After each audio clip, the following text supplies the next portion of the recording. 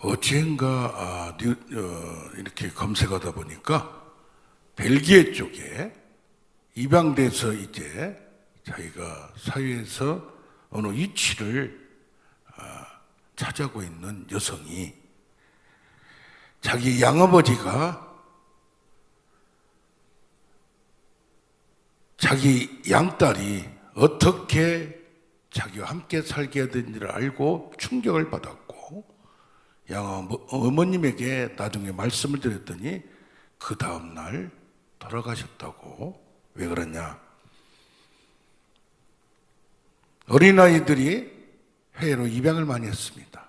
283명이 그 당시에 유럽 쪽으로 북미로 갔는데, 이것을 특히 유럽 쪽에 조사를 해보니까 잃어버린 또 매매된 아이들이 입양이 됐다는 얘기예요. 부모들이 그 아이를 찾고 있다가 몇십 년 만에 만났다는 그런 안타까움을, 그런 글을 읽었습니다. 오늘 탄식과 임재라는 제목으로 말씀을 나누길 원합니다. 하나님은 여러 가지로 우리에게 계시를 해주십니다. 존 프렘이라는 조직신학학자는 첫째, 말씀으로 우리에게 계시해 줍니다. 둘째가 어떤 사건으로 우리에게 하나님 뜻을 전합니다. 표적과 기사나 어떤 사건으로. 어떤 때는 나에게 병으로 아니면 재정으로 어려움을 주기도 합니다. 세 번째는 하나님의 임재입니다. 임재. 하나님의 임재가 어떻게 오느냐? 첫째가 초월적 임재예요. 금연을 잠깐 나눴는데 갑자기 하늘이 열리고 누구같이? 이사야같이. 아니면 오늘 욥기서를 봤는데 욥기서 1장을 보면 뭐가 나옵니까? 하늘이 열리고 하나님과 사탄이 대화하는 장면이 나와요. 에스겔을 보면 또 하늘이 열린 거, 여러 가지 사건이 나옵니다. 이 땅의 문제가 아니고 천상에서 회의가 열어지고 하늘 보좌가 보이는, 그래서 하나님은 초월적 존재다. 두 번째는 내재적 임재입니다. 욥 같은 경우도 갑자기 재산이 없어진다든가 갑자기 어떤 사건이 현실 가운데 환경적으로 또 내 마음에 느껴지는, 우리 인간사에 하나님 직접 개입하시고 하나님의 섭리를 운행하신 걸 봅니다. 욥 같은 경우는 나중에는 소유물이 갑자기 42장에 보면 자녀들과 소유물이 갑절로 보상되는 사건이 나옵니다. 오늘 말씀하고자 하는 것은 실제적 임재 세 번째입니다. 하나님이 하늘에서 불로, 하늘에서 신의 산과 같이 갈멜산과 같이 또 성령의 불로 임재하셔서 하나님 직접 하늘에서 땅으로 내려오고 신으로 내려오고 백성들은 신의 산에 올라가서 하나님과 언약식을 하는, 출애굽기 19장에서 24장까지 언약식을 하는 게 나옵니다. 그런데 하나님이 직접 이렇게 내려오고 만나는 자연 현상을 동반하고 만나는 것도 있는데, 우리가 기도하다가 찬양하다가 하나님이 같이 있는 것 같이 느껴지는 게 있어요. 아멘. 하나님이 아까 찬양 중에 아니면 기도 중에 어느 사건들이 있습니다. 우리가 하나님을, 영으로 계신 하나님을 볼 수가 없습니다. 만질 수가 없습니다. 그러나 느낄 수는 있습니다. 아멘. 이 영감, 임재 의식은 항상 가질 수가 있는 겁니다. 할렐루야. 그러면 오늘 특별히 탄식과 임재로 이것을 제목을 한 것은 우리의 탄식을 통하여 하나님이 임재를 느낀다는 겁니다. 우리가 어려울 때 탄식이 나올 수밖에 없는 절규와 아픔 속에서 하나님 나와 함께함을 느끼는 우리가 되기를 원합니다. 이걸 못 느끼면요, 하나님의 깊은 단계를 알 수가 없어요. 우리 인격이 변하는 것은 하나님의 절기 속에, 십자가에 예수님이 달렸을 때 하나님 어디 계셨나이까? 어디 계셨습니까?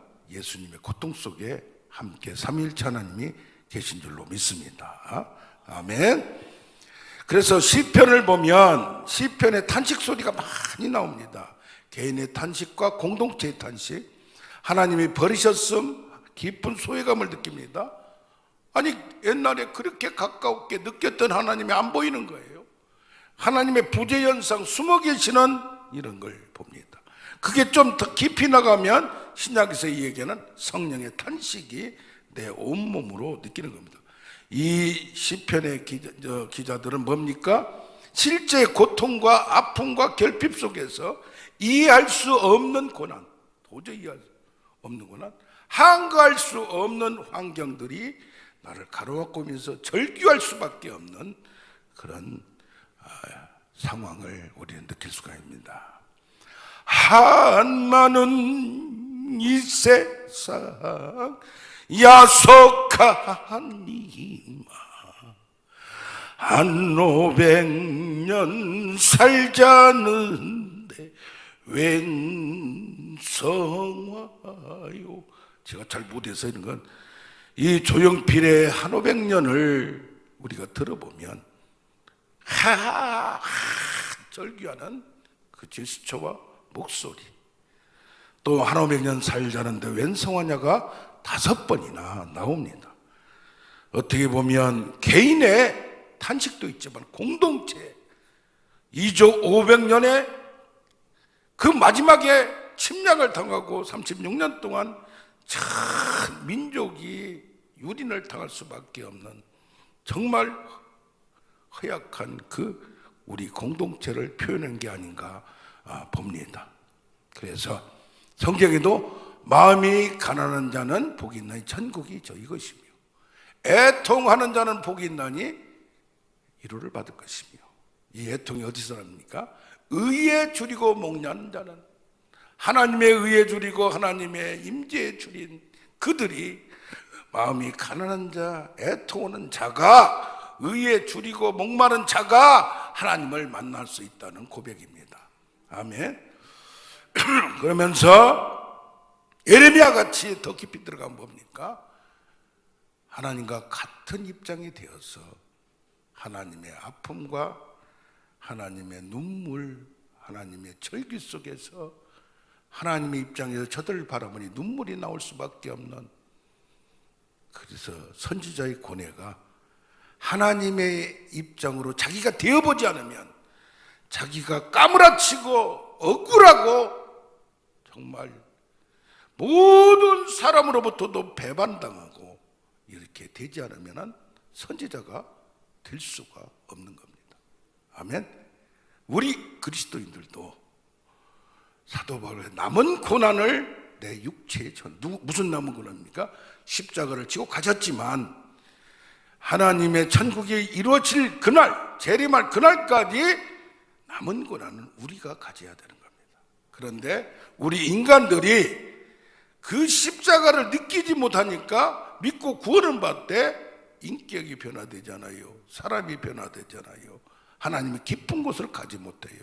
그래서 우리에게 이런 스티그마, 하나님 그리스도의 스티그마, 흔적, 무슨 흔적? 십자가의 흔적을 우리한테 주는 겁니다.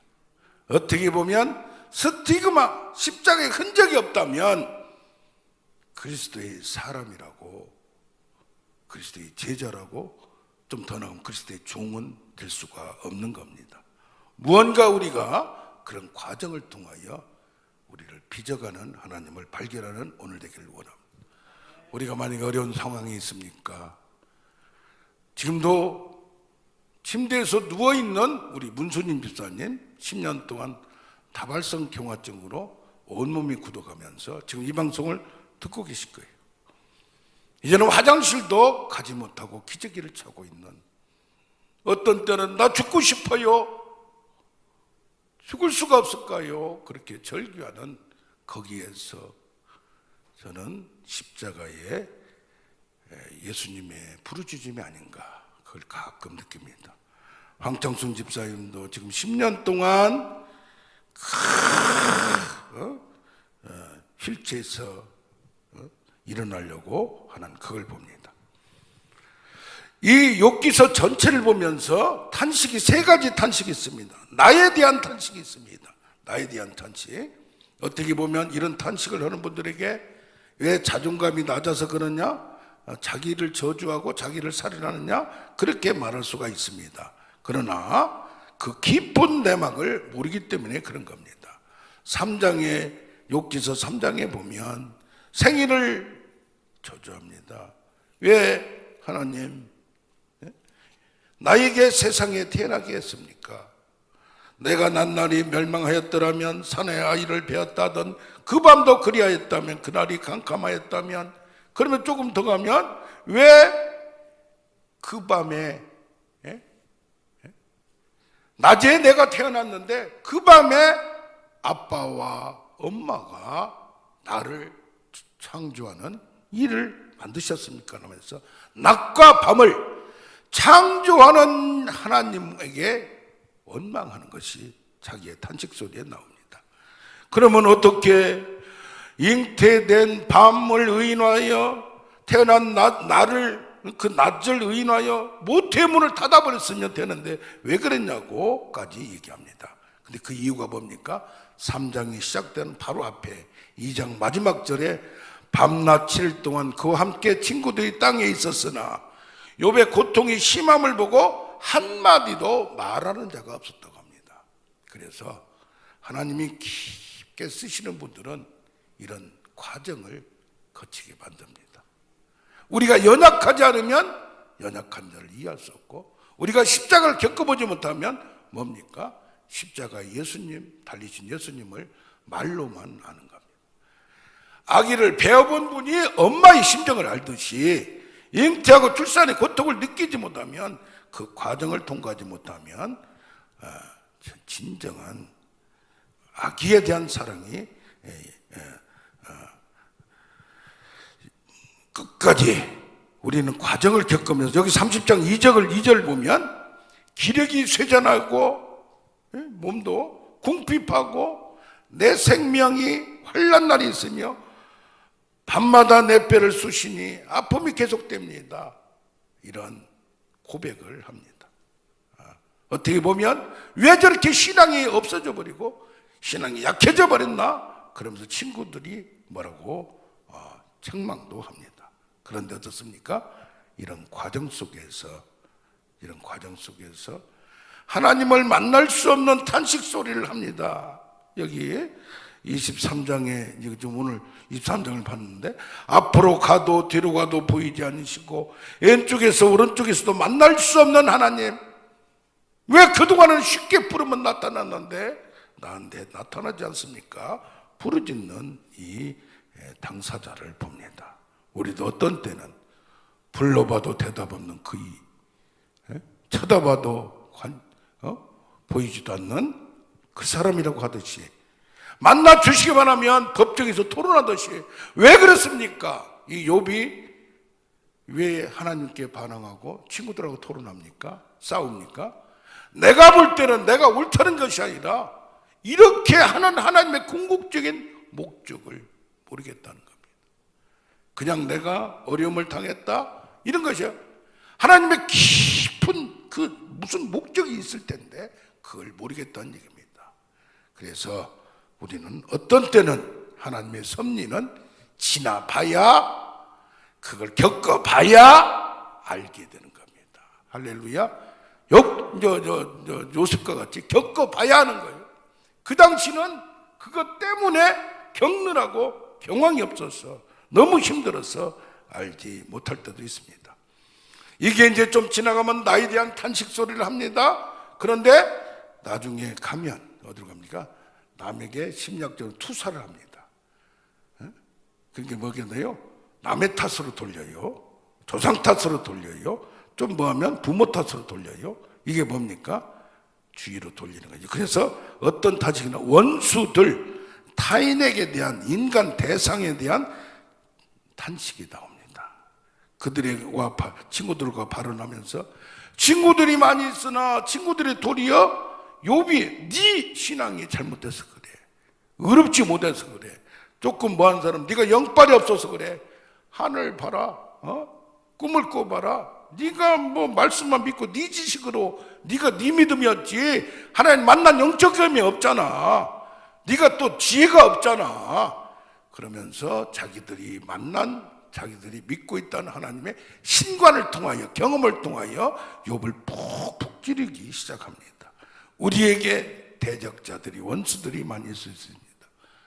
결백하다고 주장하나 누가 들어주지 않습니다. 조롱하는 무리들이 많고 돕는 자가 없습니다. 그런데 뭐요? 사람이 잘 나갈 때는 주위에 싹 모여요. 모르는 사람들도 연락이 오고 선물도 주고 뭐하고 다. 왜? 그래서 정치나 검찰 쪽에 있는 분들을 무시를 못한 거예요. 하루아침에 무너질 수가 있다. 사업하는 분들이나 뭐 누구나 권력과 이 재력을 무시할 수가 없는 거예요. 그런데 뭐요? 권력 떨어져, 돈 떨어져, 신발 떨어져, 친구들 다 떨어집니다. 이게 인간사예요. 그래서 다윗도 여기 시편에 보면 더 원수들, 대적들 그냥 깡그리 그냥 치워버리십시오. 그냥 저 저주시가 보면요, 저 자녀들 걸어머리가 되고 마누라 창녀가 되고 대대로 손이 끊어지고 그렇게. 어떻게 시편에 하나님이 믿는 사람이 그렇게 할 수 있을까? 그게 아니에요. 하나님의 공의가 서 있게 해 주시옵소서.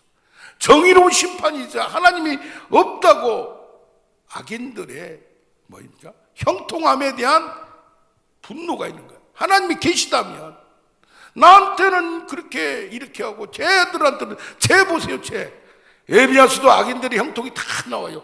신정 넌 하나님에 대한, 어떻게 하나님이라면 그럴 수가 있습니까? 악을 차마 인간 내가 봐도 못 견디는데 하나님은 의의 하나님이라는데, 정의의 하나님, 미시파트의 하나님이라는데 어떻게 그렇게 할 수 있을까라고 하소연합니다. 그런데 반대로 다윗과 같이 요셉은 누구한테 미움을 당했어요? 형제들에게. 예레미야도, 친구들, 모든 사람들, 바울도 유대인은 유대인대로, 로마인은 로마인대로 노리깃감이 됐을 때 그 사람이 진정 하나님의 마음을 알 수 있다는 겁니다. 그렇게 되지 않고 세상에서 전화 한마디만 하면 안 되는 게 없고 전화 한마디만 하면 없는 돈이 그냥 쭉 들어올 때는 하나님을 의지하지 않아요. 그러나 세상에 누가 도와준 사람 없고 거기다가 깊은 고독소, 사람이 사랑을 주고 이렇게 하는 것은 얼마나 이루가 돼요. 근데 여기도 없고 하나님도 안 보일 때, 특히 사람으로부터 배신당했을 때, 사람들에게 배신당했을 때 20년 30년을 같이 살았는데 배신, 도저히 생각할 수 없는 배신당했을 때 어떻게 인간에 대한, 우리가 사랑한다 하더라도 용서할 수 없는 우리의 자신을 봅니다. 우리가 만약에 그런 게 있다면 그까지도 넘을 수 있는 영성이 돼야 돼. 영역이 돼야. 그러면서 모든 인간은 그럴 수밖에 없구나. 거기까지 나아가지 않으면 왜 그가 한 사람 한 사람을 지적합니다. 나를 힘들게 했던 사람들. 그러나 뭡니까? 하나님이 느부갓네살도 사용하고 우리 이스라엘 칠 때에 나를 만들기 위하여. 그래서 예수님도 세상이 너희를 미워하리라. 왜 그러냐? 내가 세상과 대적하니까 너희는 나의 친구니까. 할렐루야. 그래서 인간 속에서 위로를 받지 못하는 우리들이 있다면 우리 안에서, 그래서 요한이 서로 사랑하라. 너희가 나의 계명을 지키라. 그게 뭐냐? 나를 사랑하면 나의 계명을 지키라. 그게 뭐냐? 서로 사랑하라. 그런데 이게 뭐냐? 교회 안에서도 안 되는 거예요. 믿는 속에서도 배신당하는 거예요. 이게 믿을 놈이 없는 거예요, 세상에. 믿을 것들이 없는 거예요. 그때가 돼야 진정한 하나님의 위로를 받는 거예요. 아멘. 아멘. 그런데 이건 마지막에 이제는 나에 대한 잘못을 한탄합니다. 어떤 자아가는 것 같고 자기를 사려는 것 같으나 그것이 투사로서 다른 사람이고 얘기해도 들어주지 않고, 그러다 보니까 그 친한 친구 여기에도 위로를 못 받아요. 그러면서 어디로 이게 발전하니까 이제 하나님의 탓, 뭘로 가요? 운명 탓으로 돌리는 거예요. 투사가 이제는 뭔가 신이 있는데 신에게, 여기 특히 신앙인은 하나님께 애통하며 불평하는 탄식이 나옵니다. 하나님을 고발합니다. 악인들을 비난해요. 왜 하나님 심판을 유보합니까? 하나님하고 논쟁하고 싶고 정말로 절망 가운데서 하나님 왜 그러냐. 지금 욥이 2단계 온 거예요. 하나님 왜 그렇습니까? 그걸 알고 싶어요. 2단계 온 거 그냥 온 게 아니에요. 우리가 묻는 질문의 수준이 2단계 온 것은 그냥 온 게 아니에요. 할렐루야. 예. 그런가 하면 탄식 중에 이제 나를 두렵게 하고 하나님 나를 대적하는 것 같아. 한나가 같이 여호와께서 금하시고 나만 콕 찍어서 누구야? 요나 같이 콕 찍어서 왜? 나를 꺼내야 재난이 끝나고 내가 바뀌어져야 이것이 끝나는. 네가 문제는 네다 이 말이야. 아들이 아니고 네다 이 말이야. 딸이 아니고 네다 이 말이야. 남편이 아니고 네다 이 말이야. 이것을 발견할 때 정말로 하나님의 탄식 소리, 성령의 탄식 소리가 내 속에서 들릴 줄로 믿습니다. 아멘. 하나님의 깊은 곳도 있다면 내 영혼의 깊은 곳에서 하나님의 세미한 음성을 듣는 우리가 되길 원합니다. 그래서 부르짖는 기도도 해야 되지만 조용히 고민하고 생각하면서 내 영혼의 내 속의 깊은 곳에서 그 점이 성령과 탄식하며 끌어나오는 세미한 음성이 들려지는 우리가 되길 원합니다. 그러면서 뭐예요? 나에 대한 탄식을 하면서도 하나님의 임재가 여기 23장에도 만날 수 없음을, 그런데 하나님을 만나도 없는 것 같은데 어느 순간에 나타난다는 얘기입니다. 할렐루야. 성경에 보면 나의 탄식이 여기저기 나와요. 3장에도 나와요. 30장에 이제 또 나와. 마지막에 이게 여러 가지 나와요. 3장에 6, 7장에 9, 10장에 16, 17장 19장 23, 24, 30장에 쭉쭉쭉 나와요. 나에 대한 탄식이. 그래서 친구들이란 탄식이 또 나와요. 거기 가운데서도 토론하면서 뭐 하면서 내가 깊어지는 거예요. 공격을 받으면서. 할렐루야. 그리고 마지막에 하나님에 대한 탄식도 확 힘들어하면서 원망과 불평하면서도 뭐가 있어요? 찬양과 간청과 이 성경이 보면 뭡니까? 하나님이여 왜 그렇습니까? 하면서 하나님을 믿고 나는 오늘까지 나는 가리라 주의 길을 가리라. 그래서 뭐입니까? 시편에 쭉 보면 마지막은 이루어진 게 아니에요. 그러나 믿음으로 느껴지는 거예요. 믿음으로 믿어지는 거예요. 그게 확신이에요. 할렐루야. 하나님이 어려운 가운데서도 확신을 주시고 믿을 만한 증거를 주시고 깨달음을 주시고 그러면서 뭡니까? 하나님이 나를 두렵게 하고 나를 대적하는 가운데도 여기 보면 24장에 나오면 하나님이 나의 증인 되심을 확신하고 대변자가 있음을 확신하는 거예요. 야, 하나님 나의 대변자구나. 그걸 깨닫는 우리가 되길 원합니다. 19장 25절은 나의 대속자가 살아계시니. 누구의 대속자가?